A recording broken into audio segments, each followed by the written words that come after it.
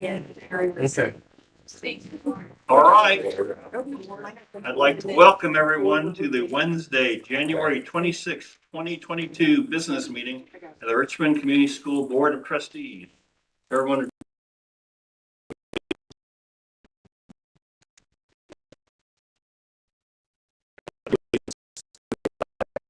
United States of America, and to the republic for which it stands, one nation, under God, indivisible, with liberty and justice for all.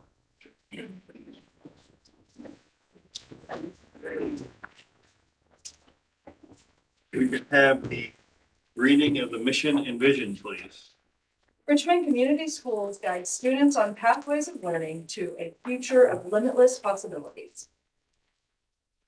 The vision statement of Richmond Community Schools is a community nurturing mind, body, and spirit to prepare students for lives of choice, purpose, and service.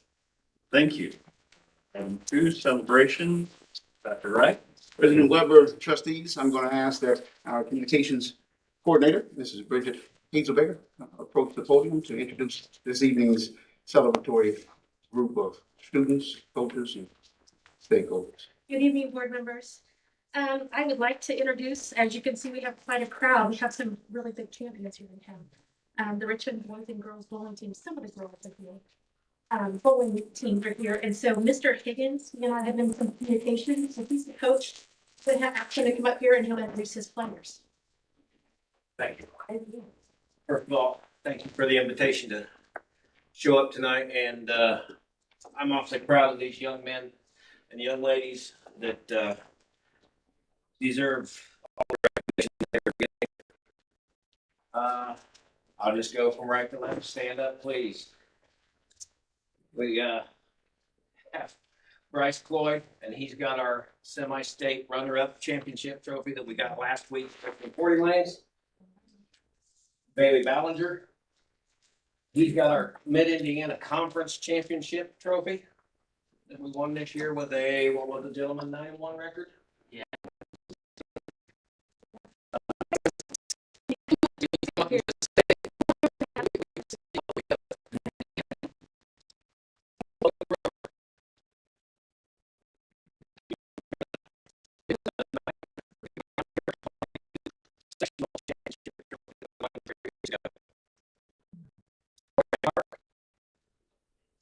Nate Farrell.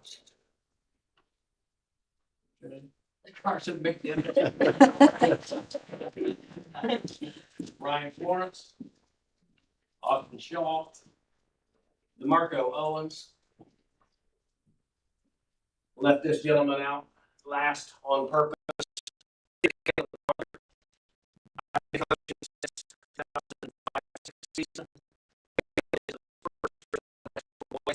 To advance to the state as an individual. Bravo. He's one of 24 young men left out of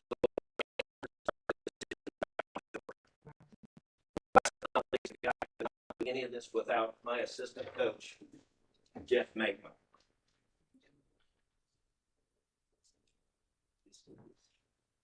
Charlisa Cassidy is our assistant girls coach. Our head coach, Janet Kins, could not be here tonight. Evidently, a grandson comes more important. Two grandsons, by the way. Charlisa, would you like to step up here and introduce your ladies, please? Yeah, Allison Harrell, she was a regional qualifier this year. And then we have Emma Katie, who is also a regional qualifier this year. And Peter Cassidy, she was a part of the sectional. We also won sectionals on the girls' side, and she qualified for regionals last year. Well done.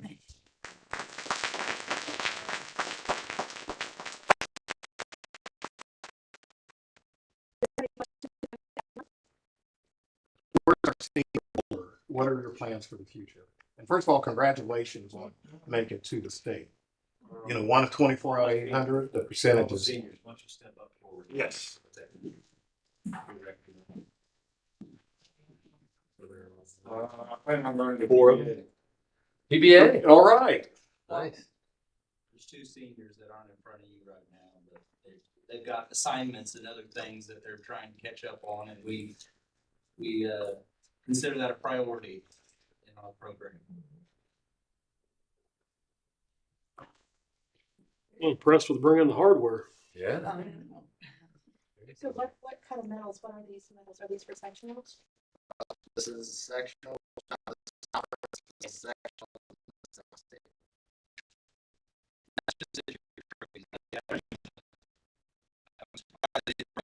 Probably because their necks would be so worn out. About 4 more you're not seeing from the past 2 years. The unfortunate thing is, and no disrespect to our media that's present, but you know, in the fact that our newspaper, and again, no disrespect to our media, our newspaper is no longer a local newspaper necessarily. Some of us have tried to stay in touch with your successes over the last number of years, Coach, and everything. But your efforts have been just as important as any other athletic or academic extracurricular activity that has gone on here. And like the trophies that they're holding, the plaques that they're holding, and the medals around your neck, it really goes to exemplify the broad base of student athletes that we have and the success, especially with our bowling teams that we're having. So very proud of you. I'd be curious how long you guys have been bowling. Just, when did you start? Are most of you lifelong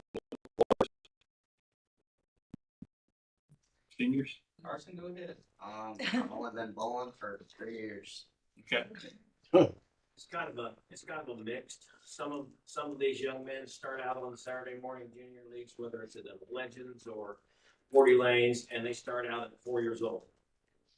And Some of them come to tryouts with their best friends because they don't have anything else to do for that particular evening, and they want to come and give it their run at it. You know what I mean? So Well, you've built a tremendous program. Yeah. Yes. Yeah, I've heard bowling in my ear since I've been on the board, and it hasn't gone unnoticed, and we're super glad you're here tonight. What kind of averages do you guys carry? yeah. I mean, do we have anybody there that's had a 300? Oh, wow. Awesome. Ryan, yeah. So,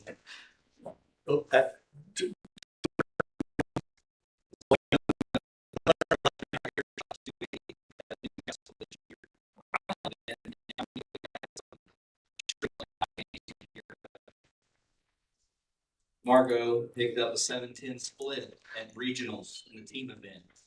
It was, if you guys haven't seen the video, it's been on a couple of posts. It's amazing. I mean, it's amazing to see. If we could ever get any of you guys to come to an event, we just had one this past weekend at Richmond 40 Bowl, you would see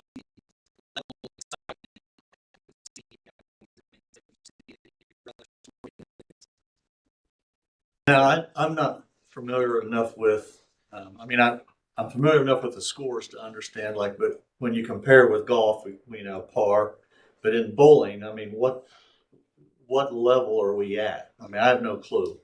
I mean, what's the comparison in bowling? I mean, like if you got to be at 220 and above or 180 and above. I in mean, high school, there's no really set level that you have to be at. I mean, there's some schools that start out and they're just kids that are just starting bowling. Mhm. So, but it all really depends on your program, especially when you get to the regional, semi-state, state level. You've got schools in Indiana that bowling is one of their powerhouse sports. And you can tell because these kids they're fine-tuned. And I feel like me and Coach Higgins, we've done a great job with these young men, and we've got them to where they're ready to compete for a state championship in 2 weeks. I might interject real quick. This is our Mid-Indiana Conference Coordinator, Linda Isaacs. Because my glasses are out in the car, she's going to read some information to let you know about how the Indiana State High School Bowling Association.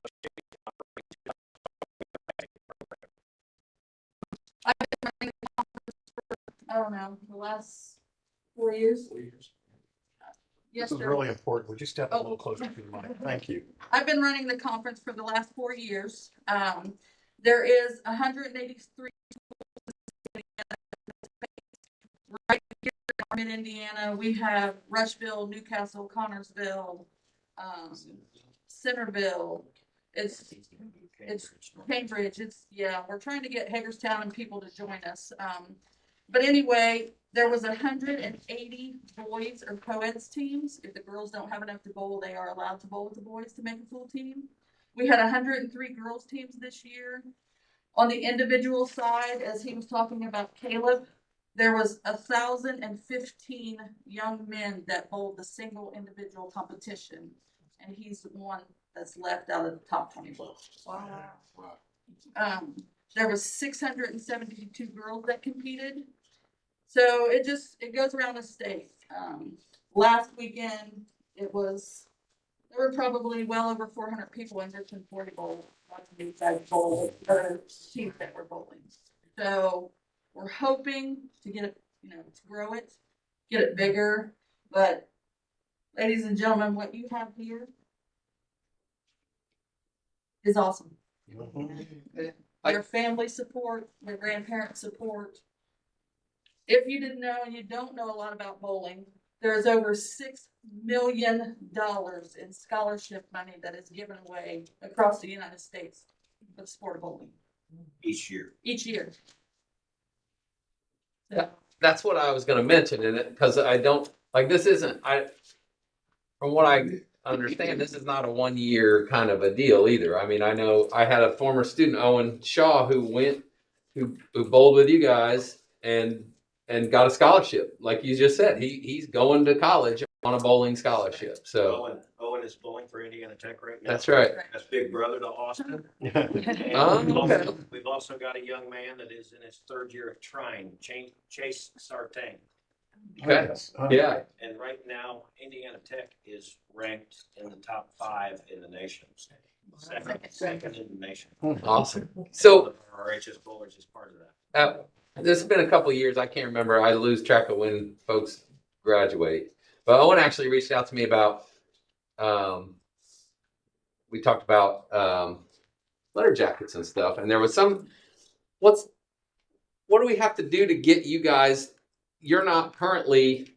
Is it an officially sanctioned IHSAA sport? Is that accurate? Correct. We've been working on that for years. Okay.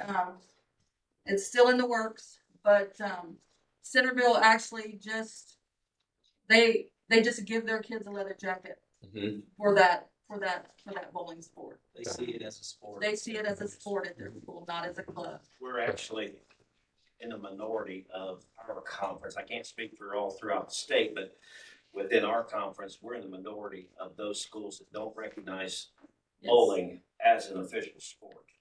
That it's considered club. What do you need us to do? I can tell you what I need you to do. Fine. Go ahead. As a coordinator, these kids fundraise to support their activities. They raise money throughout the year. It costs them $300 to join the club. Each team, girls and boys.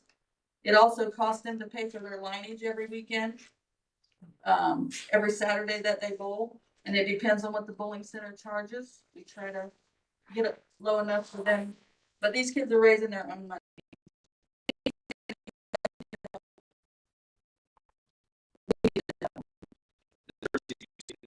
They all paid for them themselves. The support we get from local, we've got some business friends that I've made in the bowling community over the years. Coach Maitland has made, Mrs. Isaacs, we've made some great contacts over the years. We've really got a good network. But in addition to what she said about the $300 sanction fee for the state, each week we pay for our lineage, which is each per game. With the boys and the girls teams this year, we had to write a check for $1,156. Thanks to a very generous anonymous donor, that was taken care of this year. That I can't reach out and ask anybody, hey, you give me $1,000 for the bowling team? So any help that we could get would be appreciative. I would love to see any of you show up in Fort Wayne at Pro Bowl West a week from Saturday. $10 admission and I'll pay for everybody. It's not $10 admission if you're an administrator. That's one thing we do on our side. If you're an administrator, you can send Mike your name, principal, athletic director. Send me your name, Mike your name, Jeff your name, and your name will be wrote at the door and you'll get a pass for your free entry to come in. If you guys want to see some great stuff, it's wall to wall, people, wall to wall. And the noise level is off the charts, off the charts. I definitely am extremely excited and proud of each and every one of you. Bowling, as we know, has been a sport here of late that has not been as attractive nationally to students you all's age. But to know that right here in our hometown, bowling is still alive and well. I recall growing up as a child, needing the bumpers through maybe freshman, sophomore year in high school. I didn't carry, I'm sorry, Mr. Slifer, I didn't carry a decent average. It was horrible. But I had family, and I recall growing up, my uncles and my father and others participating in leagues, and that was the thing to do back then. And so for you all to continue to keep it going, rather remarkable. For you all to maintain your focus, the support from family, the sacrifices the mothers and fathers and grandparents and guardians have made, your coaches, truly remarkable, and just another great example of the amazing things that we have going on right here in Richmond Community Schools. So you all continue to press on. Mr. Ponder, is that right? One out of thousands. That's rather remarkable. And the blueprint and the example you're setting for so many others that have yet to even walk in the program, I think is just and so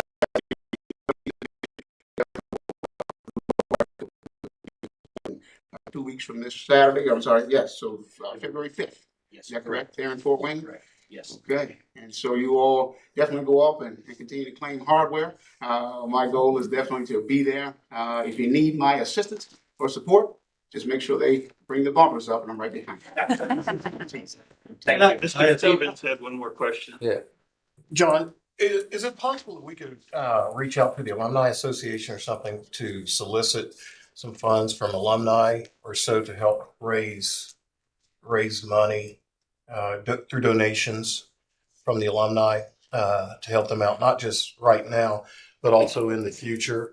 And I would really like us to take a look, maybe in the future or as soon as possible, of getting them some type of recognition sweater or letter jacket as well, because I mean, I'm sure that they just don't spend 1 hour or 2 hours a week practicing or so, and then listening to the cost of what they have to pay. The other thing I would ask is please make sure that you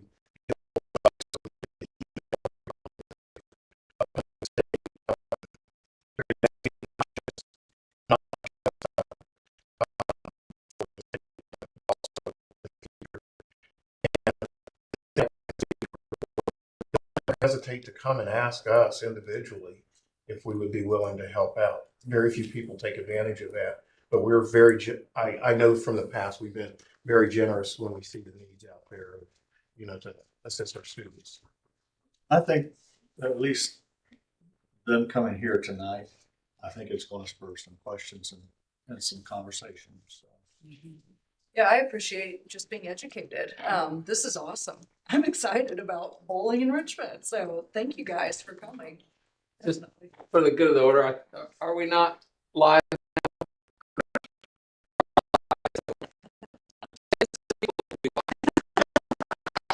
So let's just get it out there to everyone. February 5th. Can you repeat Fort Wayne? Pro Bowl West. Pro Bowl West, Fort Wayne. Pro Bowl West, I like Fort that. Wayne, Indiana. Caleb starts singles at 9 a.m. and the team event is scheduled to start at 2 p.m. I believe. 2 p.m. So all morning will be single Yes. single competition, and then the team competition They'll is in the take a break afternoon. to everybody because some Caleb is bowling both, Uh-huh. and that'll give him a bite to eat and relax for a little bit. Again, the representation that thank you you. all carried has been remarkable, just remarkable. And coaches, Thank you. So, kudos to you all. Hopefully next month we can bring one more trophy home to you. Caleb, if you're, Next month. if you're able to advance and get to the finals, how many games would you anticipate on bowling on that day? Depends on where he qualifies at. If he qualifies number 1 seed, he's in the title match. So Oh, wow. He'll go for a state championship if he qualifies number 1. Okay. Usually they take 4. Top 4 will bowl a step ladder. 4 bowls 3. Then winner of that bowls 2, and then the winner of that bowls the guy at the top. And to qualify, you bowl in the morning to get your You qualify? bowl 3 games total pins. Okay. No handicap. Total. And everything of ours is scratch. Last week, singles practice, singles, and team event. Caleb bowled close to 10 games in one day. Oh, And qualified with a 670 to qualify second place for last year. He actually made the step ladder last week. Got beat in the match right before the finals, but they had 2 roll-offs. Like it was down to the wire, and it was a nail biter.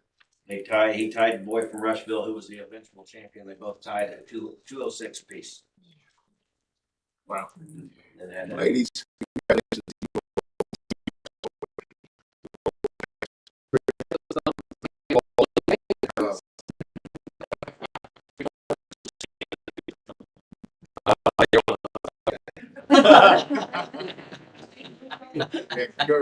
yeah, we're looking. Thank you. Thank you for coming tonight. Best of luck, and we'll have see what the opportunities are as far as some of the other things. Because I've always said I can't believe the state doesn't. I mean, yeah, boys and girls equal. It's minimal expense for a school. It makes no sense why you're not recognized by the state as a varsity sport. And also, when you get to this level, you do well at state. Usually, you go to the national. Okay. And we were actually able to make it to the nationals in 2020, and COVID took that away from us. So we're hoping to get an invitation back to the national this year. Wow. If that happens, where would that be? Is that Louisville? Louisville, all right. See, it was 2020, it was going to be in Cincinnati, so it was going to be right in our backyard. You know, we've just been an hour and a half away or so, Yeah. but a little bit more distance this year. But we're looking forward to it. and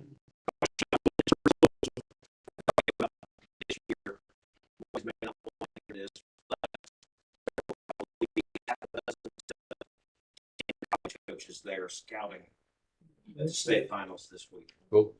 I know we had a couple of 40 lanes last weekend. A couple of them reached out to me and Excellent. asked about some of my young men on the team. These guys work hard. They do. All guys and girls. Yes. Some of these girls have just been bowling for 3 months. Made it to regional. Wow. Wow. Kudos to the coaches too. You guys clearly are passionate about your team and you're Yeah, driving. Clearly. So It's actually when this program started 21 years ago, I was able to be on the high school bowling team. oh, Yeah. The nice. first year. Oh, Richmond, I was just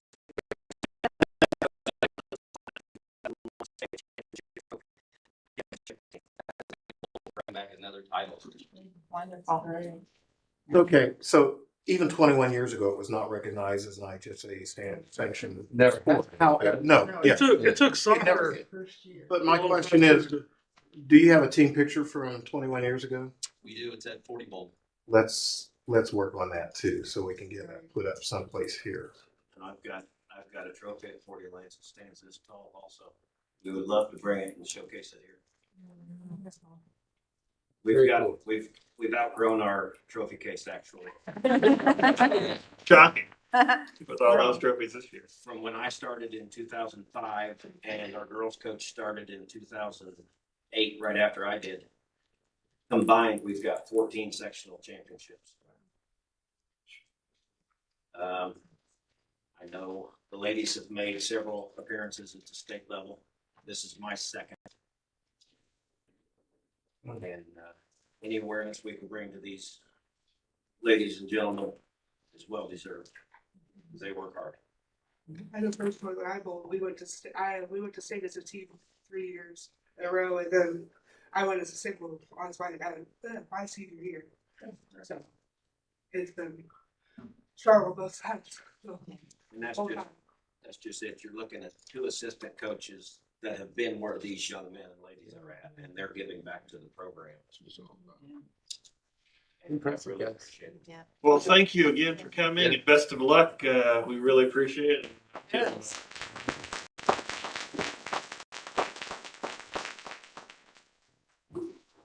Thank you. Wow. All right. Moving on. To public commentary. Mr. Claypool. Public commentary.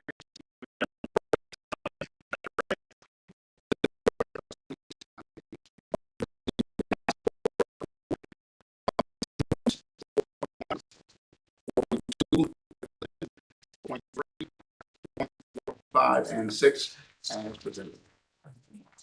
What motion that we approve 4.01 through 4.06? Motion by Brad Walton, I'll second. second by Nicole Stoltz. Any questions or comments? My only comment is to the bowling families, do not feel obligated to sit here through the whole thing. More than welcome to get up and leave. That's why we put you at the front. Yeah. Congratulations again. Thank you, guys. Thank you. Well done. Good luck next weekend. Yeah. All right, anything else? Well, any questions or comments? Seeing none, all those in favor, please signify by saying aye. Aye. All those opposed, same sign. Motion passes 7-0. Moving on to action items. Dr. Wright. President Weber, trustees, I ask that our Chief Financial Officer, Mrs. Karen Scouse, from her vantage point, come before us for 5.01 through 5.05 action items. Okay, tonight I would like to, before we get started with the donation, I would like to introduce Mr. Bob Horan. He is our Chartwell's Director of Dining Services, and he just has a little something he would like to say to the board this evening. So thank you, Bob, for being with us. Thank you, board. That's a tough act to follow. You don't have any trophies to hold up right now. Just But he bring brought the food. focus to the goodies in front of you. This is National School Board Appreciation Month. I don't know if you were aware of that. Chartwell's wanted to express our thanks for entrusting your food foods program to us. And as a token, I had Chef prepare these yummy strawberries for you. And I just wanted to officially introduce myself and say thank you on behalf of Chartwell's. So Thank you. thank you very much. Thank you. I can give you some honest feedback from two current students. I asked them just the other night, I said, how is the food service program? Are we doing a little bit better than we were? Oh my God, Dad. Thank you so much. Just, we're really pleased with the quality of food and selections you're providing to the kids. I'd like to reiterate that. And also, when Mrs. Brunton and I were doing lunch duty at Westview, we got to see all of the different,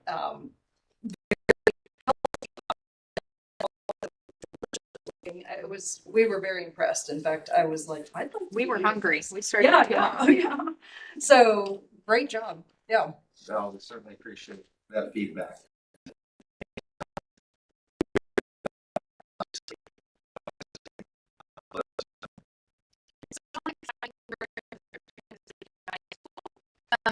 School choice. And the students actually get to taste test and then vote. And so it's going to be exciting to see the survey results. I sent some information out in my update. So we'll share that when we get the feedback back. But I hear good things about that at home. I know some of you probably do too. So that's been a really exciting thing for the kids. Yeah, they're having fun with it. The live voting will be this Friday, and they'll actually be voting on their favorite, and that'll become the next station at the high school. So like, giving them the ability to have a say and giving them choice and variety, switch it up and run that station for a couple months, and then we'll switch it up again. Now, how will they be voting on that? Sorry. How will they be voting on that? There's going to be tablets set up, form, and a big TV that shows the results live all through the lunch. This may period. be a little more than you're prepared to answer tonight. At one point, when we were talking about through the food service bids, there was talk about an app for the We students. already have that app. Okay, the students do have the app. Well, they have the capability of downloading. It's called Okay. Nutralink, and it's actually on our website. We make sure that that's always available to parents. Okay. And you can download it. You can get our menus there. You can look at special food choices. You can actually message Charles directly through that app if there's a need. And so that's actually already up and going. Okay. It's just some parents take advantage of it and some don't. Some kids do, some don't. But it is there if anyone would like. Sure. I would also like to extend our appreciation in the fact that you all have remained resilient through COVID. I've been with Chartwell's in my previous experiences for more than a decade, and I understand the heart that Chartwell's brings into its service.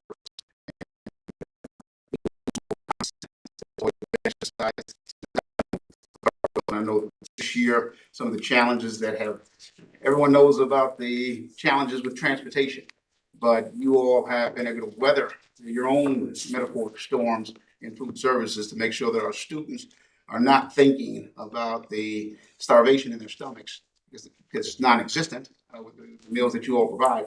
And instead, they're able to focus on the instruction that's in front of them. So we definitely appreciate you all and looking forward to maintaining a strong partnership along the way. Absolutely. Absolutely. Appreciate it. All right. Well, thank you very much. Yeah. Thank you. Appreciate it. Nice seeing all of you. Thank Have a good evening. Thank you, Karen, for the save on that. I think I got a little excited with the agenda. Good. All right, so this one tonight are donations. The donations total, an astounding $116,052. The number of scholarship program, the Wilma Jean Metter Scholarship Fund. This we actually received a bequeath through this program. The total was $150,000, and this was the last distribution. And so it has been really great getting to know that family a little bit more and all of the exciting things they'll make happen for the kids at RHS. So as well tonight, we have donations from the class of 1971. We will see these continue to roll in as they have put out a call to action for all of their fellow classes that now will follow. Having a father in the class of 72, I've already heard about it, and so it's going to be an interesting and maybe a little bit fun thing that we may see in the coming years. So we'd like to thank them, as well as a number of our sponsors that just are helping with athletic programs and making donations out to our buildings. We really couldn't do it without them. So the last mention is that in memory of Marcia Kinsinger, we have set up a scholarship fund over at the high school for anything that students or teachers need. That family has been very generous to give some flexibility on that. And so we have that set up as well. So we'd like to thank all of those donors for honoring her in such a great way. So tonight, before you, I ask that you approve the $116,000.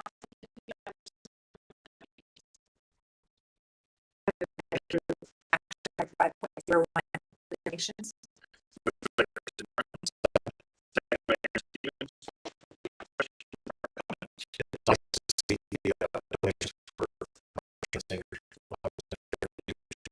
School secretary when I was little, so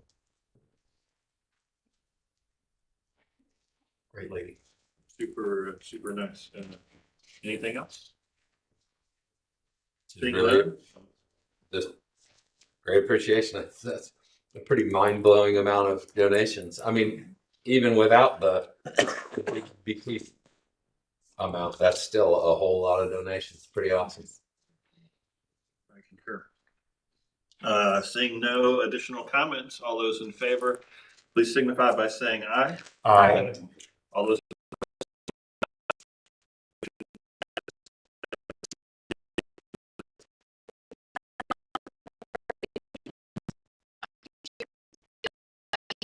Close the year-end books. Our taxing funds have line items which have expended more than appropriated and some have less.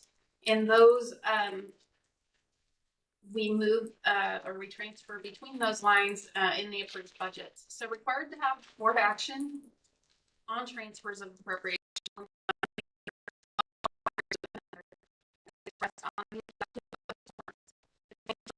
Attached for each effective fund, and the resolution presented accomplishes the budget appropriation transfer process and balances all the line item expenditure. This motion shifts available resources from where there was not a need to where there was a need within the education, the debt service, and the operation fund. Please note that no expenditures were made that were in excess of the total available appropriation for each separate fund. It's my recommendation tonight that the school board approves the resolution for the 2021 budget appropriation transfers in the education, debt service, and operation fund. We approve the budget appropriation transfers. Motion by Nicole Stoltz, I'll second. second by Keith Morey. Any questions or comments?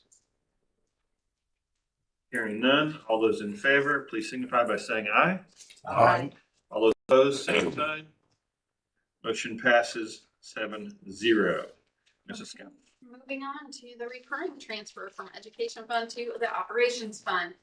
Per IC code 20-42.5, we're submitting the attached resolution to grant permission for the corporation treasurer to transfer funds on a monthly basis from the education fund to the operations fund to cover expenditures that were not allocated to student instruction and learning under this code.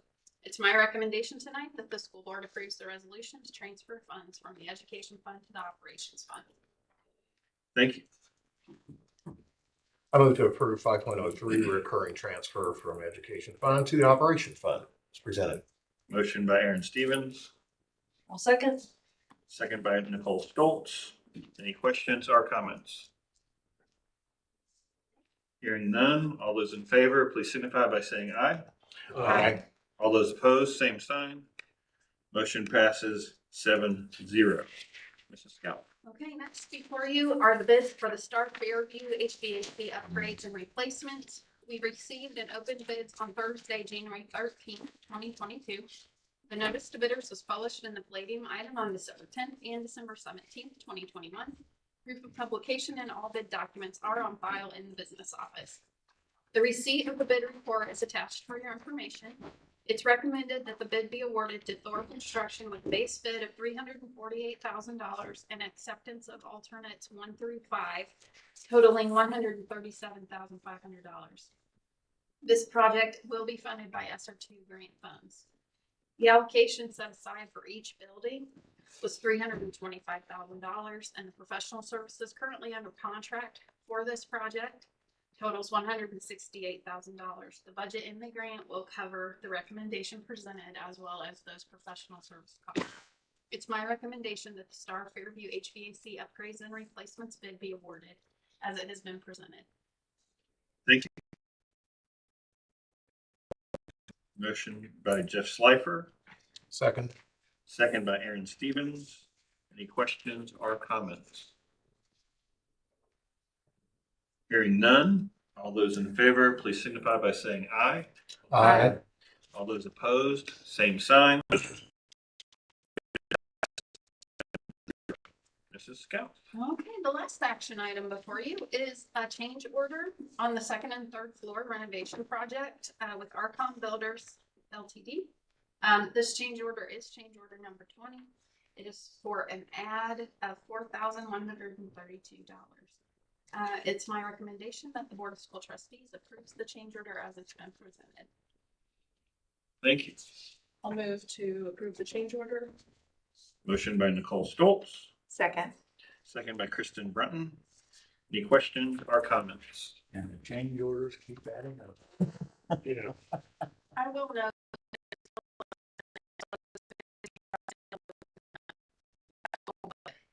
Yeah, there's quite a few at this point. 20, I believe, was the number. Any additional questions or comments? Hearing none, all those in favor, please signify by saying aye. Aye. All those opposed, same sign. Motion passes 7-0.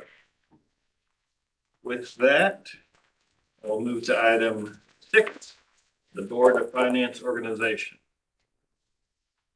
I would entertain a motion to close the Board of School Trustees meeting and convene as the Board of Finance. I'll make that motion. Motion by Jeff Schleifer, Second. second by Nicole Stoltz. Questions or comments? Hearing none. All those in favor, please signify by saying aye. Aye. All those opposed, same sign. Motion passes 7-0. I would also entertain a motion to elect this. I'll make the motion to make the school board president, the secretary, the president, and secretary of the board of finance. Thank you. It seems odd to entertain that. I'll second. I'll second Jeff's motion, not your odd statement. Yeah, thank you. You're welcome. You're welcome. Motion by Jeff Schleifer, second by Keith Morey. Any questions or comments? Hearing none. All those in favor, please signify by saying aye. Aye. All those opposed, same sign.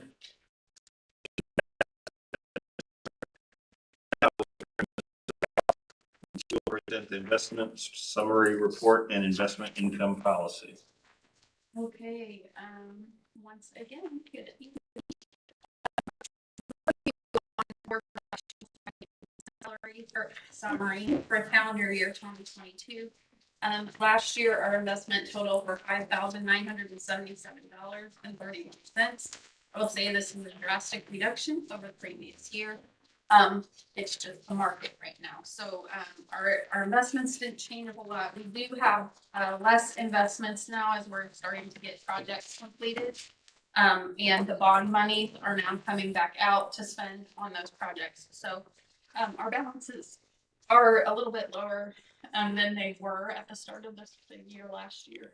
However, the market is extremely low when it comes to interest. So we aren't accruing too much right now. So right now it's, let's see, I don't think we have to, I guess we have to entertain a motion to accept that report and then we'll move to the other report.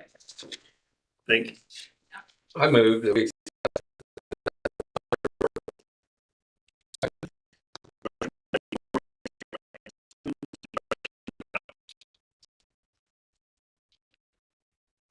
All those in favor, please signify by saying aye.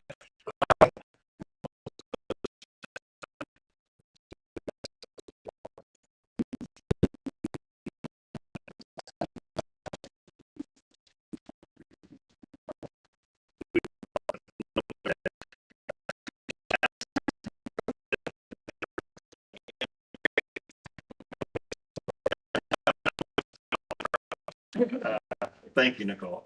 Okay. So, So are you good if we move to the next report?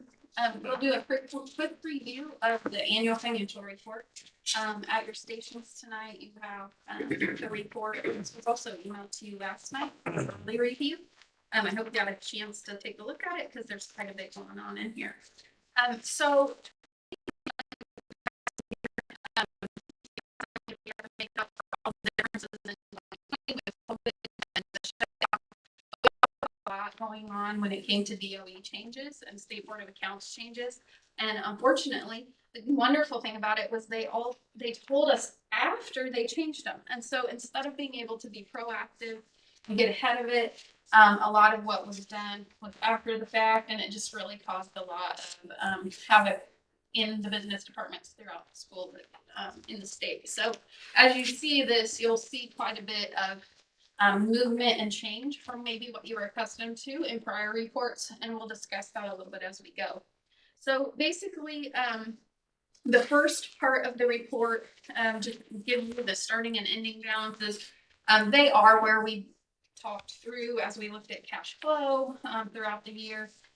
We knew we were going to spend down some balances, so that is as we expected. The one thing, debt service, this is something that as we went into new debt, the 2020 bonds were under a new rule of a limitation of having 15% of cash balance versus 50%. And you will see that they required that we spend down that cash balance a little bit with those new bonds. So we will continue to see that periodically. Some years it'll be even Stevens, and some years they'll probably require it to draw down just based on tax collections and what we see in revenue. We no longer have the pension bond. We do need to do something to transfer that. I need to get some information from State Board of Accounts on their recommendations as well. I'll work with Mr. Cross, but those remaining funds are pretty minimal, and they will likely go back into we have a pension bond fund for employees who qualify to pay severance on them. So it will probably go into that fund, but I just want to double check on that before we move those funds. But a little bit, we still have a few employees, a short list that still qualify under that old retirement plan. Okay, so under operations, you did see that we did provide some cash balance to the bottom line. We do expect to use that this year a little bit as we plan for the overages that we approved on the bid for the second and third floor classrooms. And we haven't seen bids come in yet on the flooring. And so we know that you have already approved some overage on that. And we'll look at that as projects progress. And we'll talk a little bit more about that later. The rainy day fund, we paid back the temporary loan that we had for textbooks. So that's back at the balances that you saw in, I believe, 2019, end of 2019. I think 2020 was when we did that. Okay, so moving on, you've got your utility costs. The one thing to note that 2020 with that shutdown, we saw a dramatic change in our utility costs. They went down a lot. That's just not having anybody in the building and not having lights on, water going, and the water was going, but not flushing toilets, not running water fountains, all of that. So that's just really where we're seeing the change. You can see that we go back up to normal levels compared to 19 and 18. So, and insurance is down a little bit.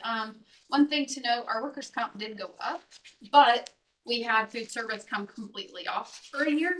So it went down, but the net was just a little bit under what the old number was. So that 2020, we saw a little bit of change in that, but 21 was our full realization. Then moving on to the next page, I have some breakdowns for you on the salaries, and this is just your education and your operations fund.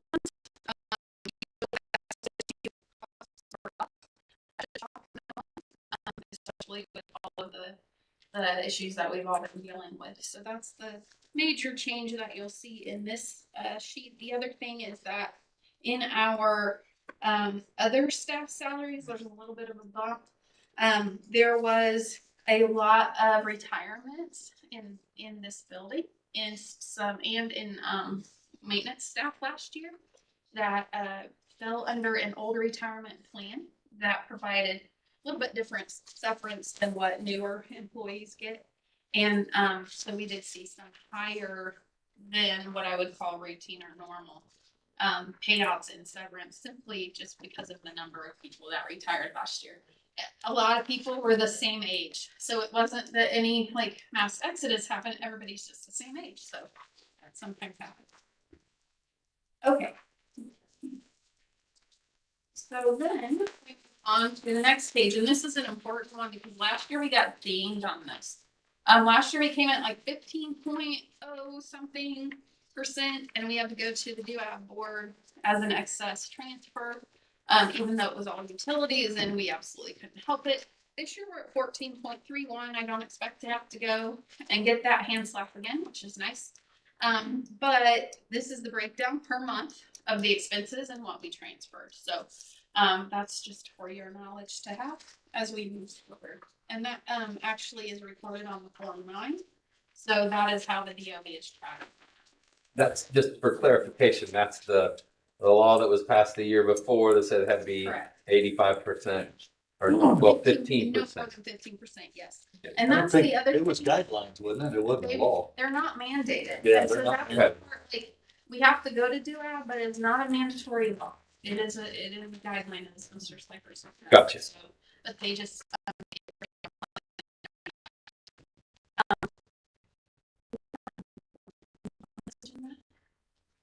And we needed it, so I'm gonna need to. Oh, it's under consent, I'm sorry, I apologize, I thought it was action. Good, okay, that just scared me really bad when I thought for a moment, I didn't see it in action, sorry. Moment of temporary lapse, okay, so the big changes that we saw, the object codes changed. And mostly this year was in the salary lines, so this has been extremely frustrating for HR and payroll. Because when we think we finally know all the numbers, we add about 8 more, maybe 10, maybe 15 this year. So it has been a bit of a challenge, but we are getting them under our belts. And they're mainly breaking out your base salary from any additional salaries, from extra duties, which those have always been broken out, but now we have to break it out.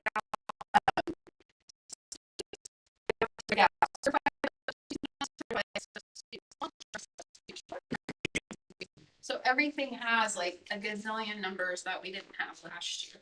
So it made the start of school year loads of fun. It also added, I would say, about 250 extra numbers to the budget, just in numbers. And so didn't change dollars, you just had to separate them. So next year, page 4 is going to be a lot smaller. Is that what I'm hearing? No, because that substitute line encompasses all. That's all of those. Okay. All right. So a sub is a sub is a sub. And I don't, to save everyone a lot of trouble in reading the reports, it's easier just to group them together. But the other thing that changed was building improvement and maintenance. So I don't know why, but they're changing the way that, and I think it has to do with some GASB rules. Ron may know more about this than I do.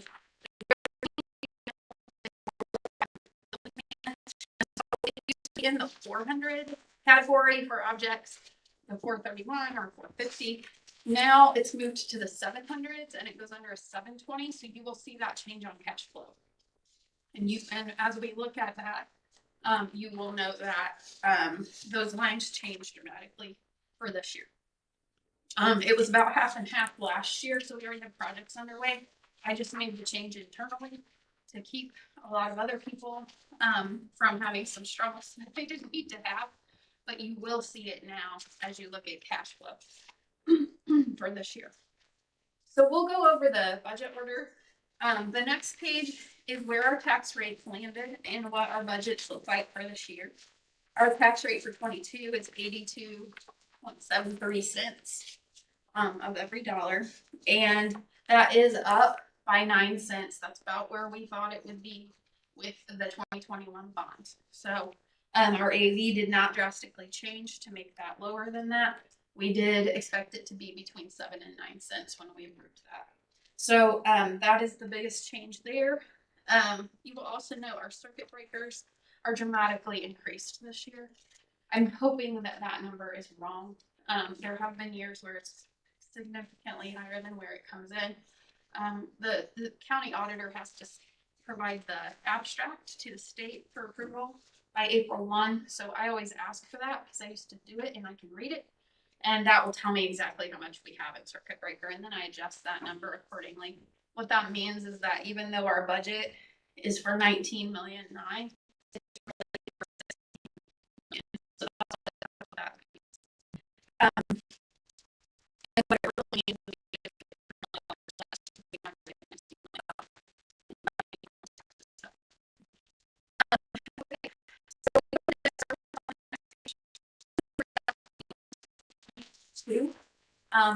each separate bond is broken out for you, so you can see that, as well as the unreimbursed textbook amount. And the education fund, this is nothing new. I just briefly give you a rundown of what goes in it. It's basically anything that goes with dollars to the classroom. So if you touch curriculum or if you touch a classroom, you're in education fund. So we try really hard to make sure that any individual on payroll that hits a classroom is in that account, because that's our job. And that's what the other thing is, if it's not, it goes toward that 15%. And so we know if you're working magic in a classroom, you need to be part of that 85%. So That's how we set up the budget. So then we're gonna look at some projections real quick. So the education fund projections, this is with the salary increases that were approved in. It's also, with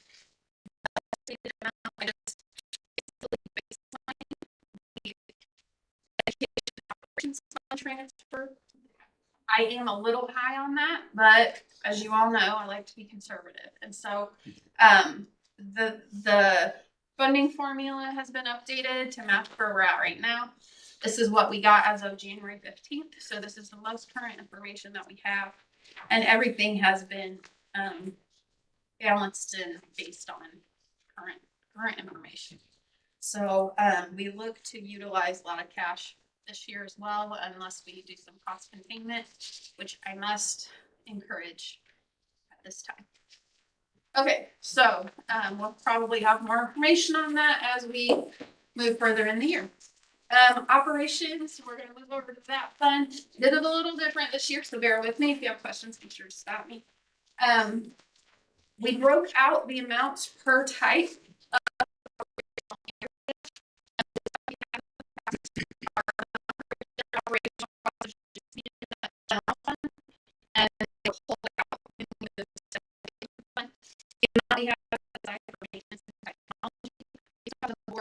Work during the budget session, as well as the work the facility group has done throughout the year. We've primarily put most of that money at the high school, knowing that we had those bids coming in and needing to have that overage covered.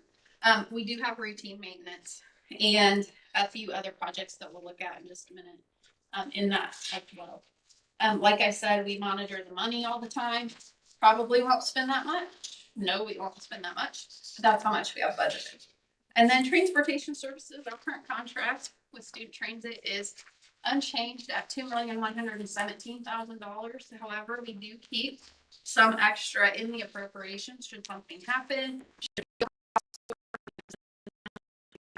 Once or twice in the past, the far past, but the past. And then if like computer systems go down so that we can get repairs done, all of those items are ours. So we do have appropriation to cover that should we need it. Bus replacement, we have an estimated amount of $700,000. I expect to use about 600, 605. We're going to replace 5 buses. Last year, I think we came in at about 513. The problem is the rates went up this year. So we're going to get that PO in as soon as we can. It's just, we have to get some specs cleaned up. Also, we did put a white small 14 passenger activity bus in ESSER funds that we will do at the same time so we can get the best rate. And we do utilize the state QPA for that Rcom bus, and we'll be buying Thomas buses. So, and that plan is still. So, the 55 and why that's different from 1950 is carryover appropriation from last year in some areas that we might see the need for appropriations, so we have to do an additional appropriation later in the year, should that be necessary. So I don't expect to have that much cash, but and we do run so we don't have to go and ask for it every time we need something. Okay, so then before you is a 22 projected operations fund. It is a balanced budget. So this is the plan right now. I will say based on timing and just work sometimes it doesn't happen just as you want, and sometimes we'll spend less. But the goal is to have a balanced budget and spend what we expect to in this budget right now. Okay, moving on. I thought we're going fast because I know this is like an amazingly riveting presentation. Everyone's like super love right now. Okay, so I thought it would be nice to put everything that we're doing right now on a piece of paper so you can see what we've got underway and what we're planning to do throughout ESSER funds for the most part, as well as a little bit of operations. So I worked with John and Glenn because they really do all of that stuff. I'm just the paper person really. And so I just wanted to make sure that they can see where we're at as well. Sometimes it's easier for them if it's just down on paper. And so this is a group effort. This is not mine alone. But this is what we're planning for the year. I also put a bond, kind of just a statement.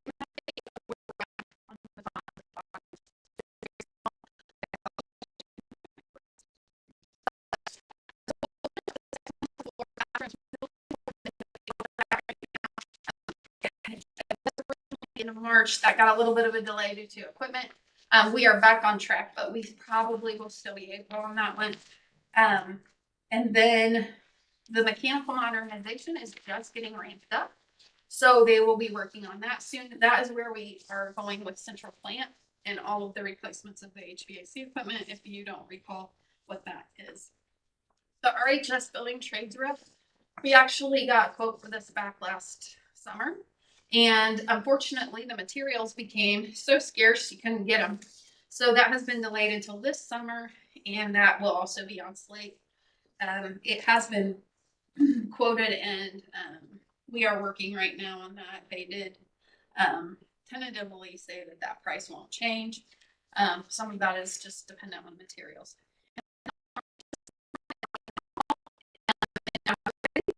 So we'll see those coming soon, and we'll get numbers on that. Some people have another name for this one that I don't ever say because I don't like it. But I call it the honors hall bathroom. We are going to make that women's restroom into a women's and a men's, and update that a lot. So we are going to try to keep that as it's a really aesthetically interesting spot right now because it needs a lot of updating. But we're going to try to keep as much of that aesthetically pleasing piece as we can. So everything's been picked out. Everything's ready to roll. We just have to go get that bid because the quotes came in way too high for just doing a quote. So we'll be working on that in the coming weeks. Mcguire Hall renovation is currently underway. And everything's been sealed up. Can't get in. I tried to go take pictures today and I can't. So it'll be exciting to see that when it gets revealed. I also, will be dependent on a few others that I know to send me pictures. Mr. Slifer, and I have already also asked Mr. Mays to send me pictures because he goes in and can get them and I can't. So hopefully we'll send out some updates soon on what that's looking like. And where we're at there. The seating has been ordered. It is going to be delayed, that we know. But after some challenging weeks, we are going to get what we wanted to order. And so that has been a positive thing. And it's unfortunate about the delay. It is not surprising, considering just the market in general on everything that is construction right now. So Is the delay past what the groups want to rent the place for? It's very tight, so I've had to reach out to them to tell them. They did not have they had a want to date. I have not heard yet. So what was the projected date for this? They wanted to use it beginning in the middle of June, and the date for install is going to be late May, mid-June. So we just think it's going to be super tight.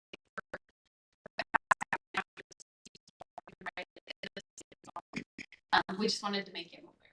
If something happens that it can work out, then great. But we just needed to give them the option now. All right, so now we have bid Vale HVAC, Charles HVAC, Westview HVAC, HVAC, and Fairview HVAC. Those have all been bid. They're going to happen this summer. They'll get started this spring on all that work. And then the athletics washer and dryer, the equipment has been ordered. And then they'll work on install. So we'll see what that looks like further in the spring.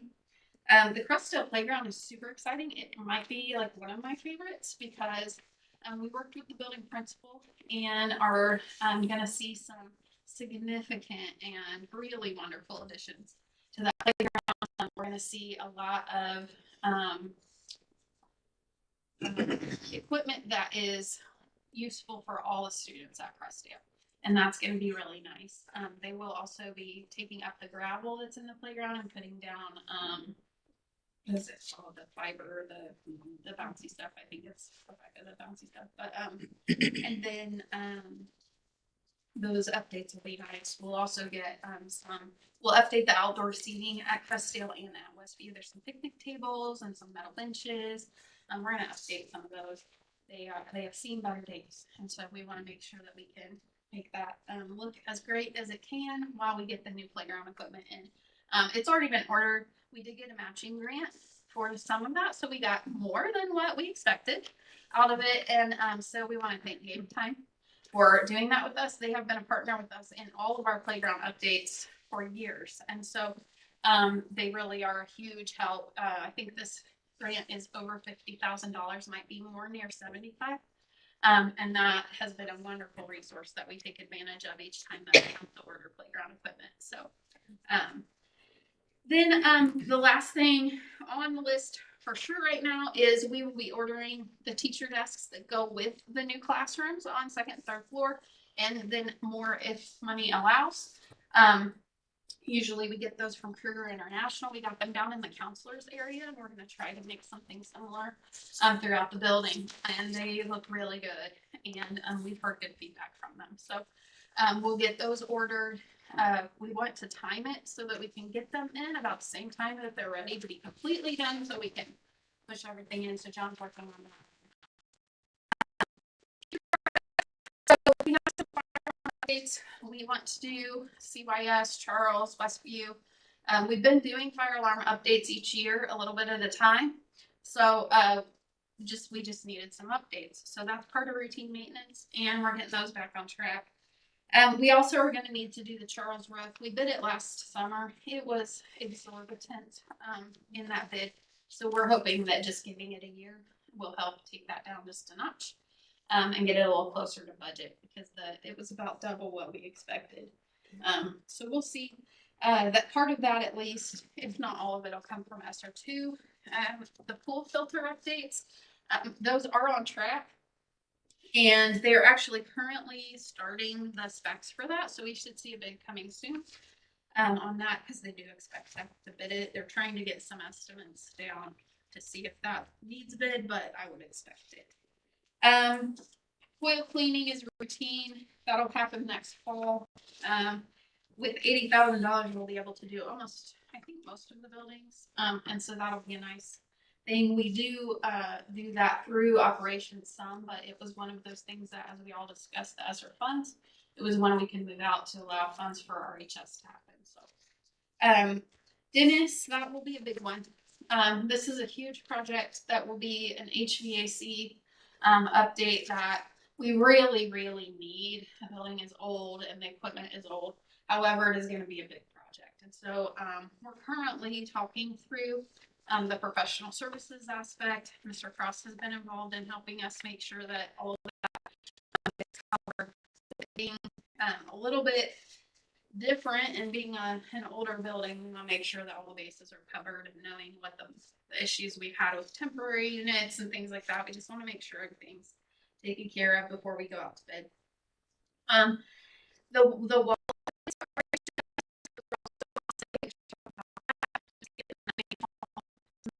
down, clean it up a little bit, and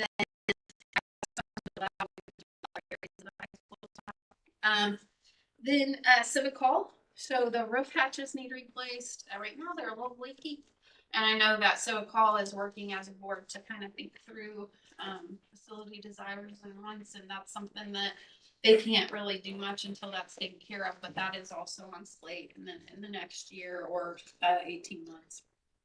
And then Test will have some HVAC updates. It'll basically, I think, be finishing up the piece from when we had to do some emergency work last year.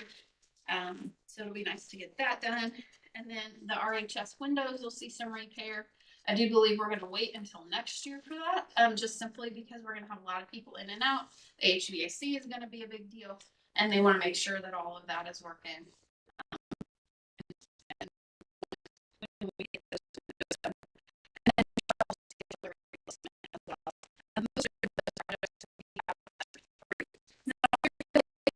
see the bottom where we're at.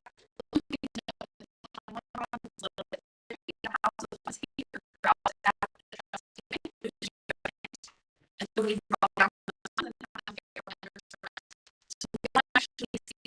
down those bills through our account, but I get bank statements every month that I have to reconcile.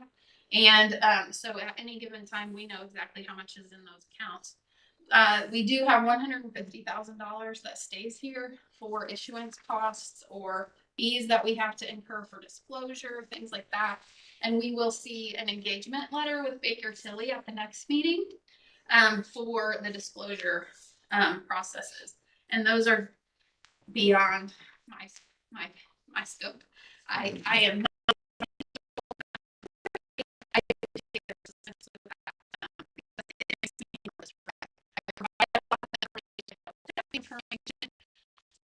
a lot. So I appreciate it. All right, so I thought it would be really nice to do an ESSER update.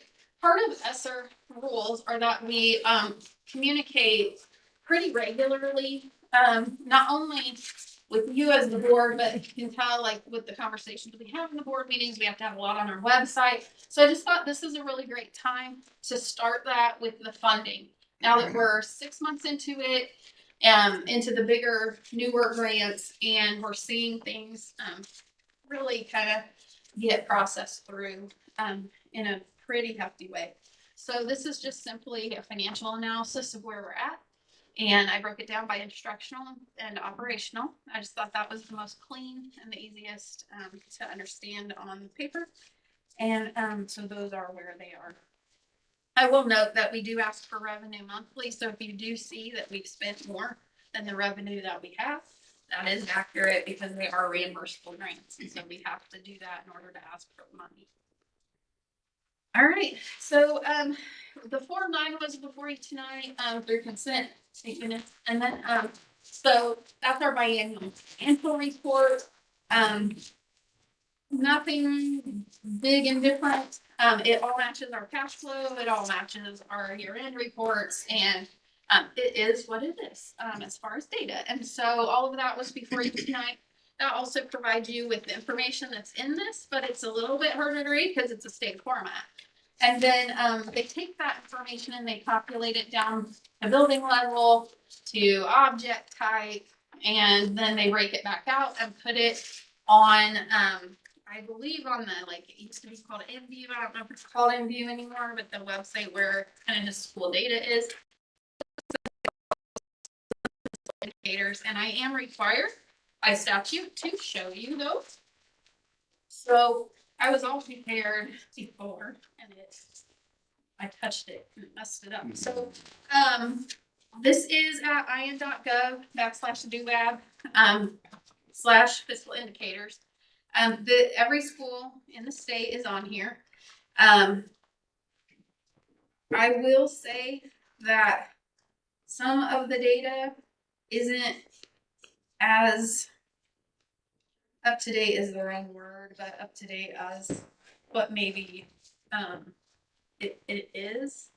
So the information you get on cash flow is always going to be your most current information, but it has a lot of good information for our public. It has nice information for networks.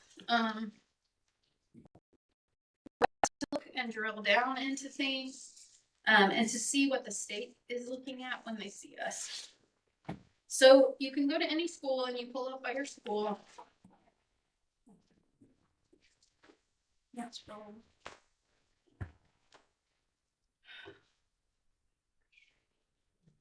Okay, so this is not it. Okay, so see, is there a way you can scroll me?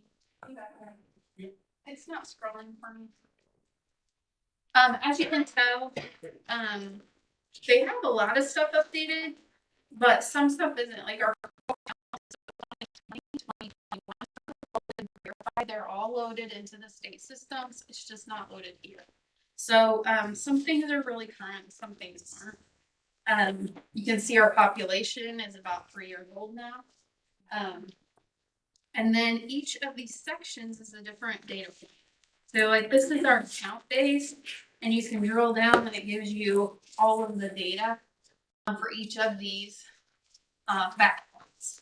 So there's a lot in here. Feel free to scroll. I am required to explain to you that it exists and to our public that it exists.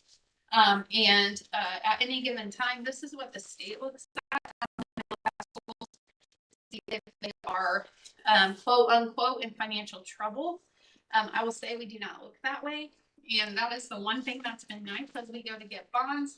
Our bonding agents and Standard & Poor's have expressed that they feel we do a good solid job of stabilizing our finances.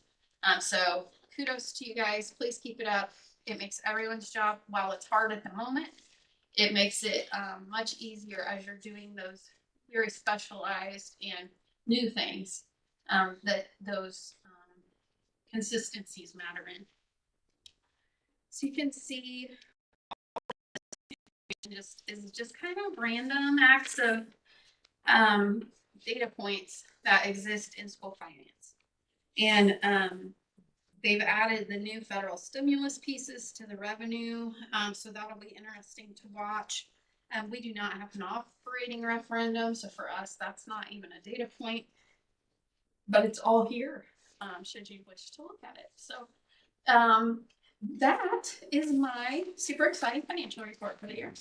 If anybody has any questions, I will happily take them. If not, then I do believe we're ready to close. Thank you. Do you need a motion?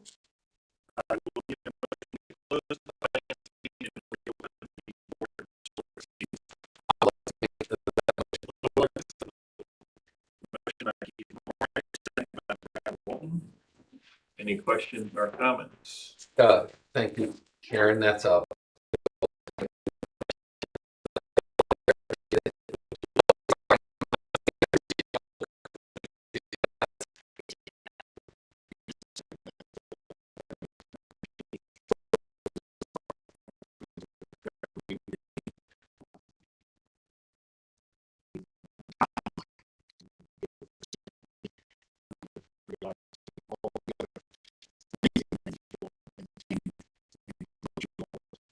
Forward and press forward, just to get credit and kudos to you all. Appreciate you. Agreed.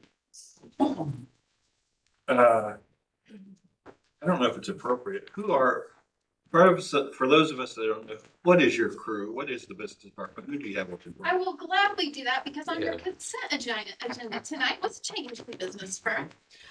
We have in the business department myself and then my deputy treasurer, Melissa Swafford. So most of you know she's been in buildings, she's done data for us. She really is a true resource. And so I can't thank her enough for coming over to us because it has been really nice to have somebody as savvy in Power School. We are not good at that part. And so it's been a huge help when it comes to book fees. And then just like with having transportation, she knows Bus Boss. And so there's a lot that she knows that just has made my job so much better to understand and to really do just like well-rounded work to assist others. And so that has been a tremendous help for our department. We also have payroll. Kyle Nash is our payroll clerk. And he is a quiet and just dependable guy. That's what he's doing. And I don't hear much from him unless there's a big problem, and that's not ever good in payroll. So so he's super great. And then Debbie Martin, she was a secretary in our department, and she has helped with grant reimbursements, and we do the textbook application, rate and reduced requests for textbook applications, and we do a lot. We do all of the deposits for the district. We do, so all of the accounts receivable, we do all of the accounts payable for the district. And so she's going to shift into accounts payable, but we really feel like we're able to maybe see how it goes in moving the accounts receivable and accounts payable together. So then, we're gonna try it and we're gonna see. I have, begged for a little time to make sure we can make that all happen. But she is super excited and she has just jumped right in. And so we had, we didn't know quite, we had posted the position. We didn't know quite what we were gonna do, but, she just took on the challenge last week and she had done it in a prior job and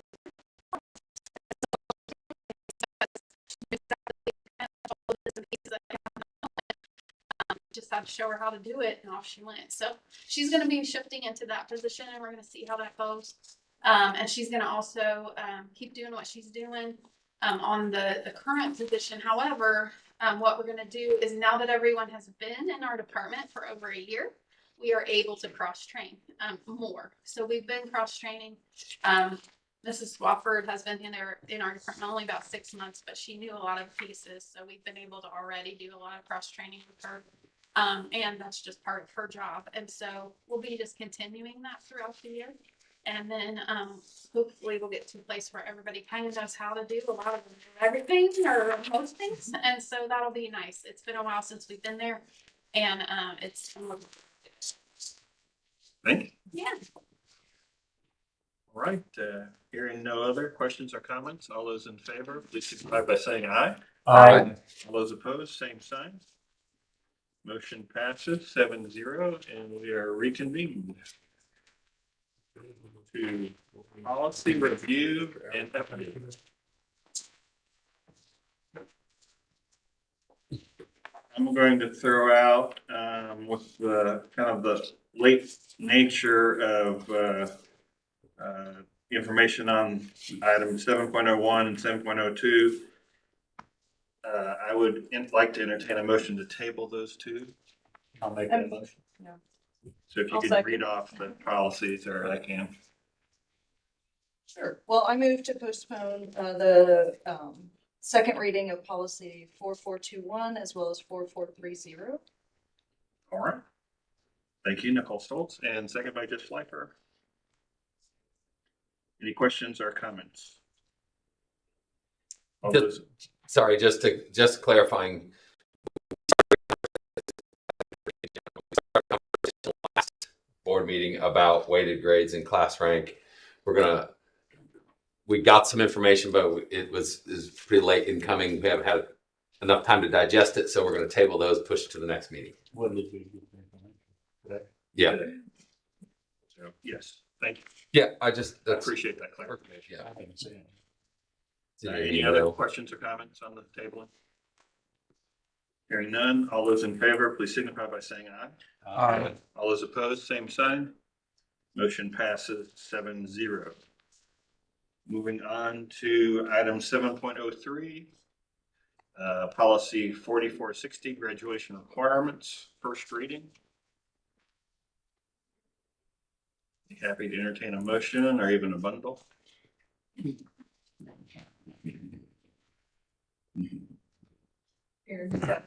I, old school still. I make a motion that we move policy 4460, the graduation requirements, and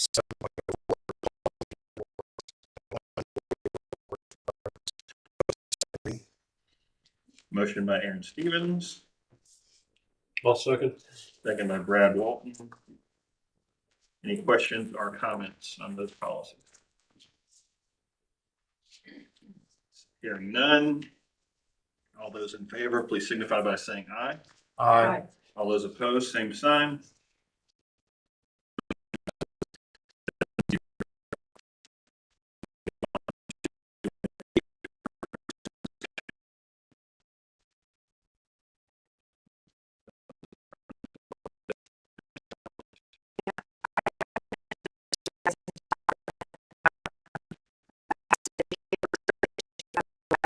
Passed away last weekend. She was an educator. She's an art teacher and a Logos Wings teacher. I personally worked with her, but I know many kids in the community have, and many teachers as well. And I started thinking about all of the things she's done for our community, and I actually made a list. And I don't even think this encompasses part of it, but I want to just share some of the things, and all of these things you're going to find were open to all students. They were open to they brought the community together. I think that's what she was really great at, was being a community builder. So she was in charge of an art exhibit of hope for RCS students at the Innovation Center. She was the founder of the Kids Fest, and that included the Kids Fest Moonlight Parade that celebrated all students in the community. She brought Lemonade Day to Richmond, and she served as the director of that for a while. I know she started Daniel Reed Day at the Wayne County Historical Museum. She created banners of hope that hung in the city building.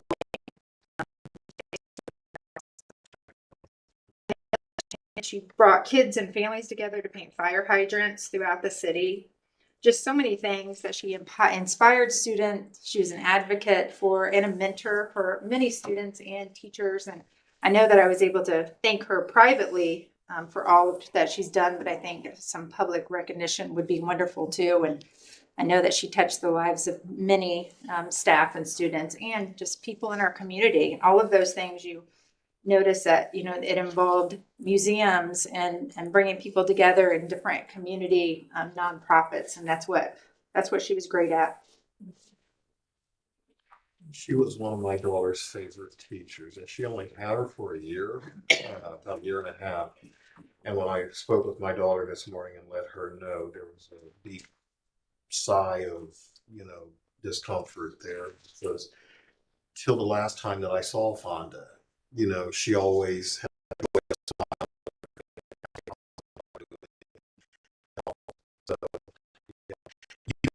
all that you have right there, but it doesn't come close to the effect that she's had on our families in this community. Even having two children with it, we're privileged to have her in the classroom. I mean, she made everything special. Yes. And I was, I mean, feel blessed that my children both had the opportunity to be with her. She was really a great person.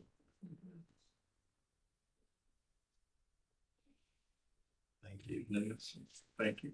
Thank you, Mrs. Burton. Anything else on board reports and discussion? I just wanted to point out that the school board held its quarterly board retreat this past Saturday. Just so the public knows that we have been meeting every 3 months. We are usually taking a 7-hour time block that we're spending working together. Our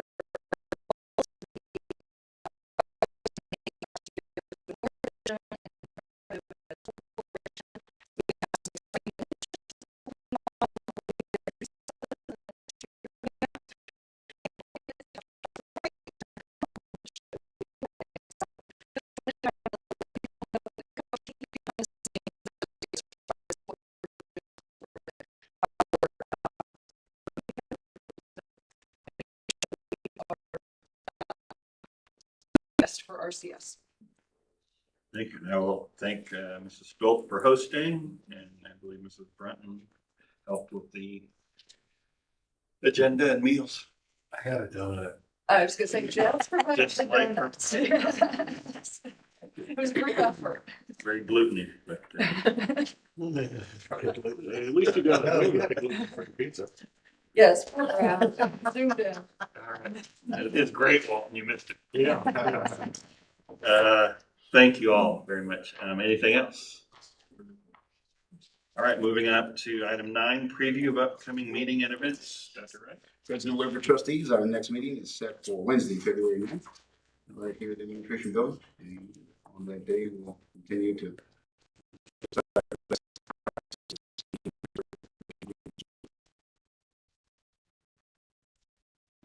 ask that Mrs.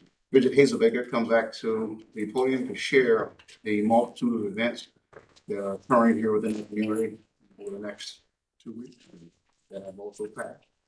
Good evening. I'm just doing this on January 14th.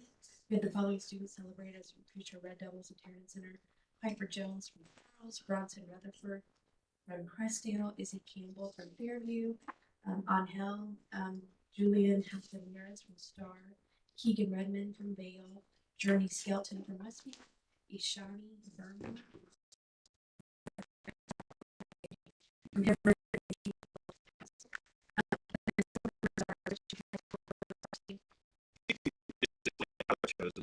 Future Red Devils means. The Future Red Devils are, they're nominated by principal or teacher, and they, well, Mrs. Sonsini may know more than I do, but, and that's the gist of it too. Okay. But we recently have opened it up to all, to Hibbert students also. So those principals then give a brief description of that student, and then that student is invited to a varsity game, and they get tickets for them. They also get concession little tickets, so they get some food in the concession stands, and then we really hype them up. And, the goal is just to really celebrate them being a future graduate of Richmond High School. So it may not be all academic, but it may be because they're making some really good choices in improving their skills at their schools. Excellent. And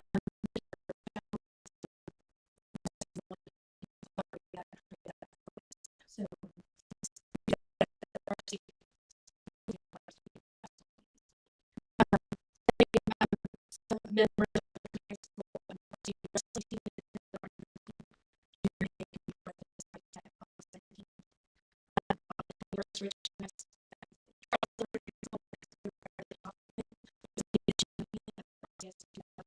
district spelling bee, and the runner-up was Vail fourth grader Preston Bennett. And then I don't know who was at the game, but on the 24th, the victory bell came back out onto the floor. So we've had it's kind of been hibernating for a little bit. We had a flat tire on the part for the victory bell, but that's all been fixed. And the victory bell was able to be run at our victory on the 24th. And then today was the 100th day of school. So we'll be having some photos.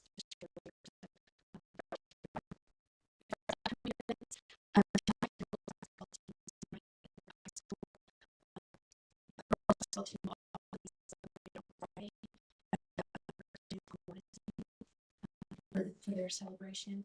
Senior night for band and other winter sports is this Friday at Tiernan Center. RHS senior Marquise Johnson will be signing his letter of intent to play football and further his education at the University of St. Francis on February 2nd. National School Counselors Week is the 7th, beginning of the 7th. And then we also have the board meeting.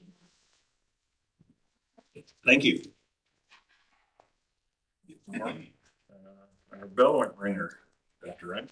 President Weber, trustees, just as we saw with our bowlers, just as many of you all that have been visiting the schoolhouses and have just known of the successes that our students, faculty, staff, building level leaders, our central office leaders,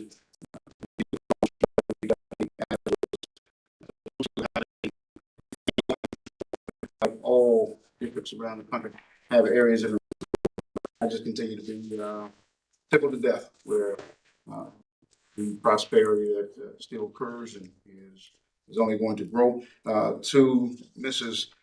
Hazelbaker's point, the Martin Luther King Jr. celebration, we had students that actually sacrificed their day off to get up in the wee hours of the morning, for that celebration there. And we'd like to thank Ivy Tech for hosting the entire community. On that day, Mrs. Cheyenne Webb Priceberg from Selma, Alabama, shared her amazing story about her youthful journey across the Selma Pettus Bridge there in Selma, Alabama. You all are familiar with it. She was a young child when that occurred. Martin Luther King Jr. actually used to stay at their home when she was a kid and would entertain she and the family. One of the youngest marchers on that fateful Bloody Sunday day. That was, I'm a history teacher, so I'll keep it brief. But No, you the won't. point of what I got to salvage this moment. But nevertheless, the one thing that Ms. Webb Priceberg, to those